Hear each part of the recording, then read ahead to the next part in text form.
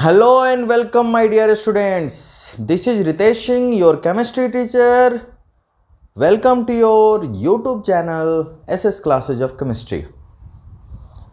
तो मेरे प्यारे विद्यार्थियों, हम लोग some basic concept of chemistry में मोल कंसेप्ट कर रहे हैं।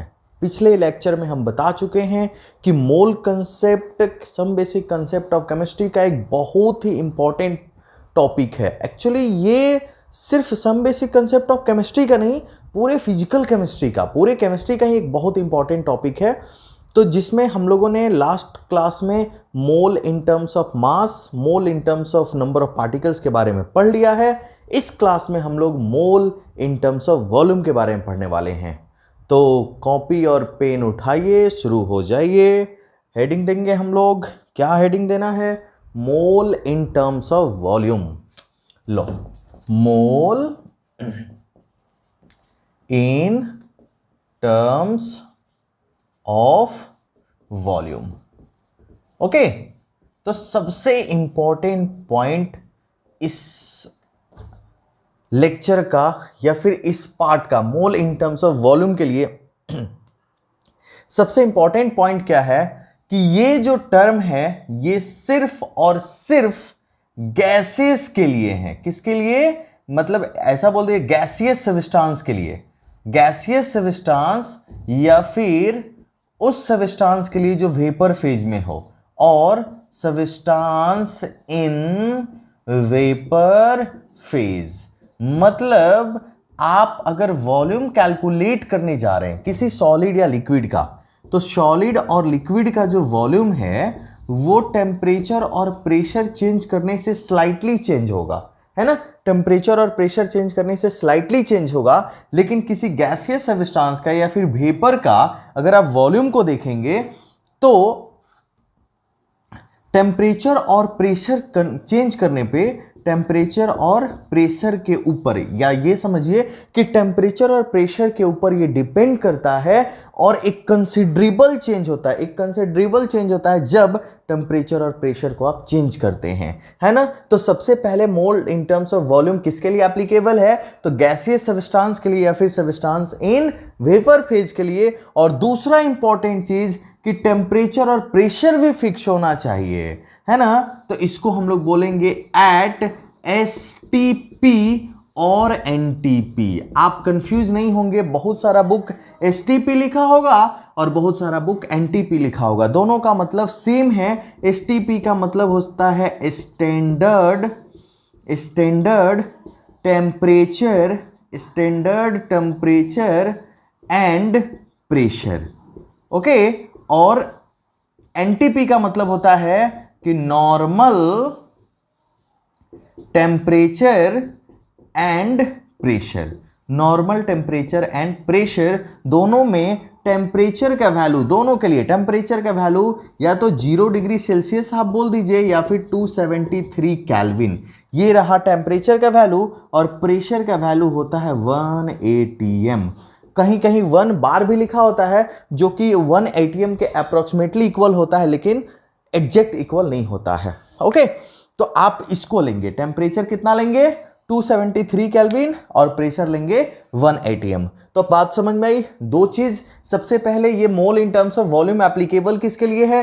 गैसियस सब्सटेंस के लिए या फिर सब्सटेंस इन वेपर फेज के लिए। और सेकंड, स्टैंडर्ड टेम्परेचर और प्रेशर पे या फिर नॉर्मल टेम्परेचर और प्रेशर पे। आइए फिर देखते हैं इनका definition mole in terms of volume का। इसको पहले इरेज कर लेते हैं। तो इसका डिफिनीशन क्या है? One mole of any substance. One mole of any substance, और सब्सटेंस कौन होगा? या तो होगा गैस या फिर vapour. One mole of any substance contain 22.4 litre, contain 22.4 litre at STP और NTP full stop. It is this volume, ऐसे बोलिए, this volume is known as molar volume. इस वॉल्यूम को क्या बोलते हैं हम लोग? मोलर वॉल्यूम, या फिर आप दूसरे टर्म में ऐसे भी बोल सकते हैं कि the volume of 1 mole of any substance, ऐसे ही बोल सकते हैं, the volume of 1 mole of any substance is known as molar volume, और 1 molar volume equal to 22.4 litre at STP और एनटीपी। तो हम लोग एसटीपी का यूज करके हम लोग क्वेश्चन करेंगे। ओके, अब देखना, जैसे कोई एग्जांपल, 1 मोल ऑफ H2, तो हाइड्रोजन गैस हो गया, तो 1 मोल ऑफ हाइड्रोजन गैस हो तो ये किसके बराबर होगा, तो 22.4 लीटर एट एसटीपी। ओके, अगर 1 मोल ऑफ H2O हो, H2O, लेकिन ये गैस नहीं, अब इसको आप क्या बोलेंगे, वेपर, इक्वल टू कितना होगा, 22.4 लीटर एट एसटीपी। ये जो H2O है वो लिक्विड नहीं हो सकता, वेपर ही होगा। ओके, अगर 1 मोल ऑफ CO2 हो तो ये भी इक्वल होगा 22.4 लीटर एट एसटीपी। आई बात समझ में? तो ये रहा मोल का वॉल्यूम के टर्म में डेफिनेशन किसी भी सब्सटेंस का। जैसे हम लोग नंबर ऑफ पार्टिकल्स के टर्म में पढ़े थे कि 1 mole of any substance contain 6.022 into 10 to the power 23 particles, वैसे ही 1 मोल ऑफ एनी गैस और vapour is equal to 22.4 litre at STP और NTP.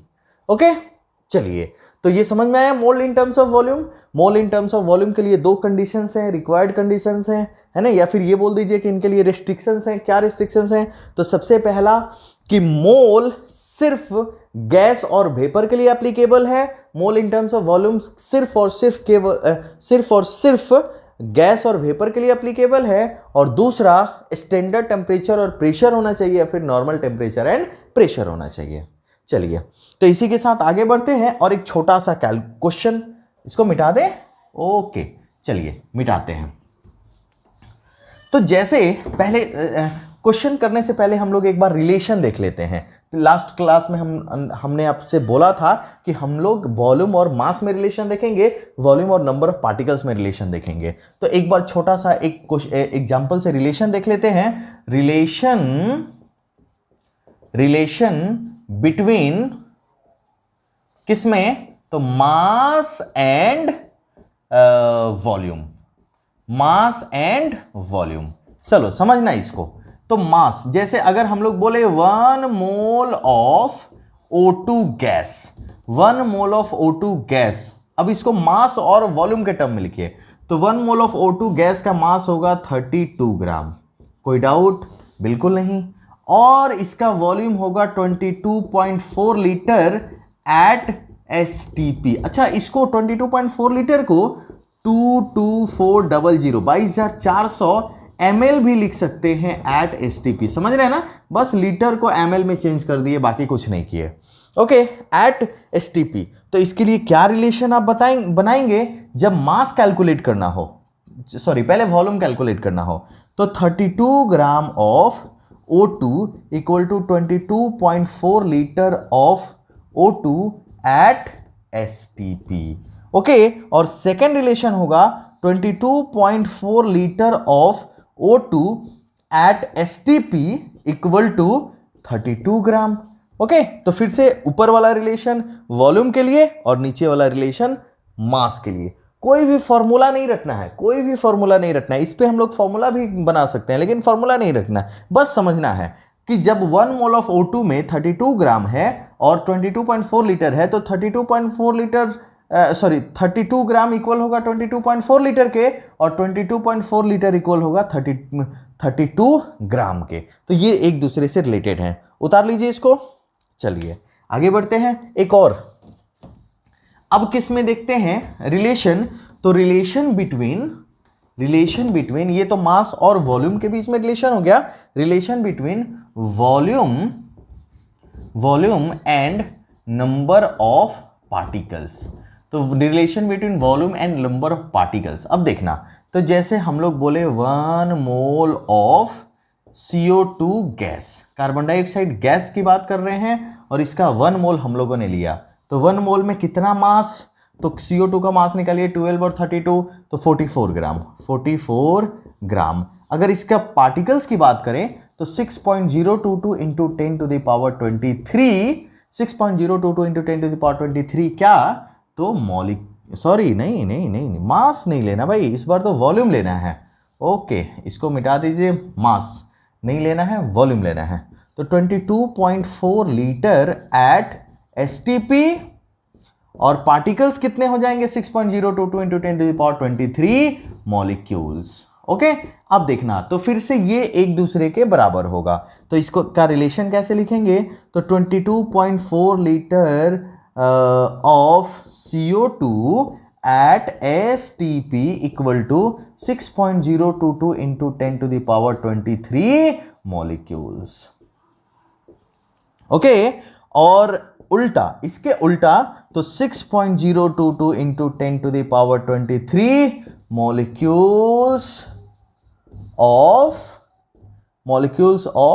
CO2 equal to 22.4 litre at STP। फिर से ऊपर वाला रिलेशन नंबर ऑफ मॉलिक्यूल्स को find out करने के लिए, और नीचे वाला रिलेशन वॉल्यूम को फाइंड आउट करने के लिए। ओके, तो ये रिलेशन था, relation between volume and number of particles. Okay, छोटा छोटा पॉइंट समझते चलना है।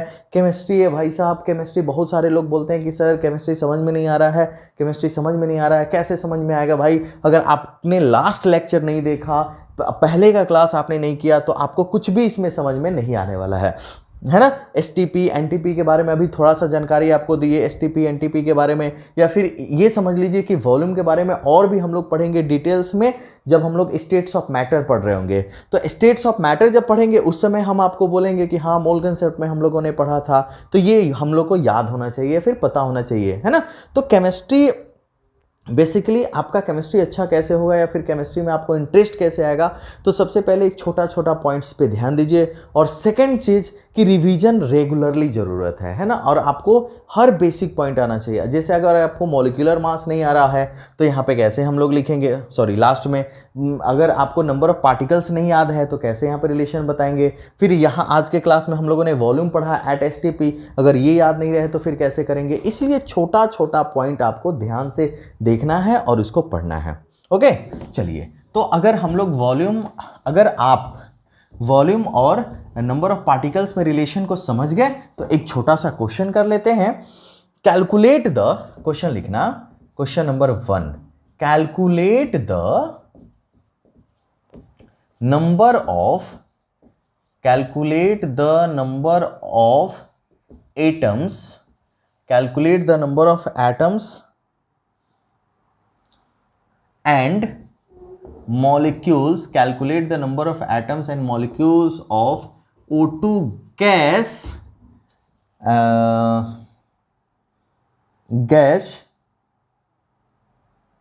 present in 11.2 litre at STP। चलिए, अब ये क्वेश्चन आपके सामने है जहां पे वॉल्यूम दिया हुआ है, नंबर ऑफ एटम्स भी निकालना है और नंबर ऑफ मॉलिक्यूल्स भी निकालना है। शुरू करते हैं, बहुत ही आसान।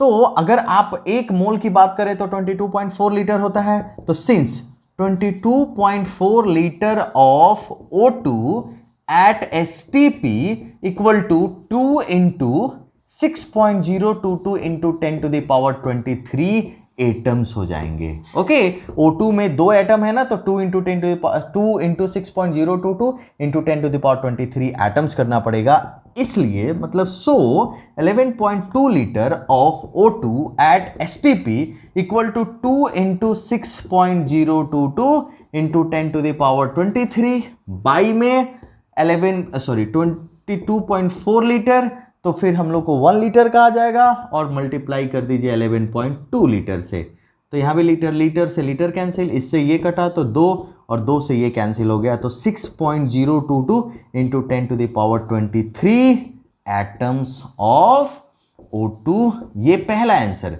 लेकिन एक और क्वेश्चन है, ये A और B में नंबर ऑफ मॉलिक्यूल्स पूछा, तो since 22.4 litre of O2 at STP equal to 6.022 into 10⁻23 molecules.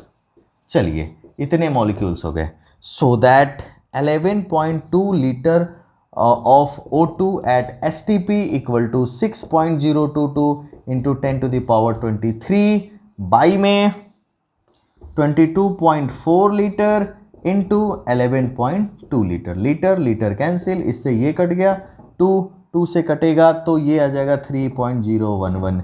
तो 3.011 into 10⁻23 molecules of O2 answer. चलिए तो देखिए कितना आसान सा क्वेश्चन था, जिसमें हम लोग को वॉल्यूम गिवन था और नंबर ऑफ एटम्स और नंबर ऑफ मॉलिक्यूल्स दोनों पूछ लिया। ओके चलो एक और आसान सा question, calculate the volume of 8 gram of N2 at STP। मिटाते हैं इसको। क्वेश्चन देखना, question number 2, calculate the volume of 7 gram of N2 at STP। चलिए ये क्वेश्चन है आपके सामने। तो मास और वॉल्यूम का रिलेशन इस बार देखना, यहां वॉल्यूम पूछा है और मास गिवन है ना। तो सो दैट 14 ग्राम, सॉरी 14 नहीं, N2 है तो N2 का मास हो जाएगा 28 gram. 28 gram of N2 equal to 22.4 litre of N2 at STP। कोई डाउट? बिल्कुल नहीं होना चाहिए।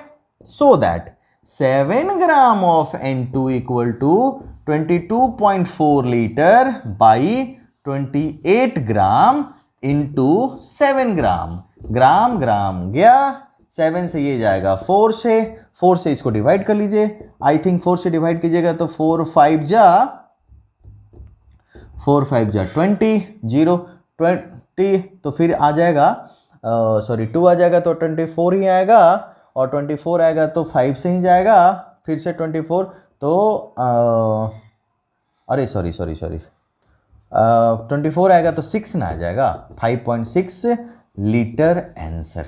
कितना आसान क्वेश्चन है, बहुत ही आसान है। चलिए अब ये एक आसान क्वेश्चन करने के बाद एक AIPMT का क्वेश्चन है जो हम लोग सॉल्व करते हैं।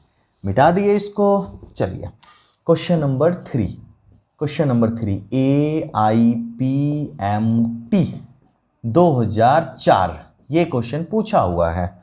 The maximum number of molecules present in the maximum number of molecules present in। अब देखना, तो A में ऑप्शन है 5 लीटर ऑफ, क्या है भाई साहब, N2 gas at NTP।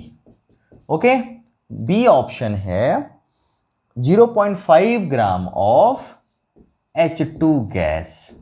Option C है 10 gram of O2 gas, 10 gram of O2 gas, और ऑप्शन डी है 15 लीटर ऑफ 15 है ऑफ H2 गैस, फिर से एट NTP। तो NTP STP गिवन हो, क्या फर्क पड़ता है भाई साहब। चलिए तो क्वेश्चन को सॉल्व करते हैं। मैक्सिमम नंबर ऑफ मॉलिक्यूल्स चाहिए एक एक करके।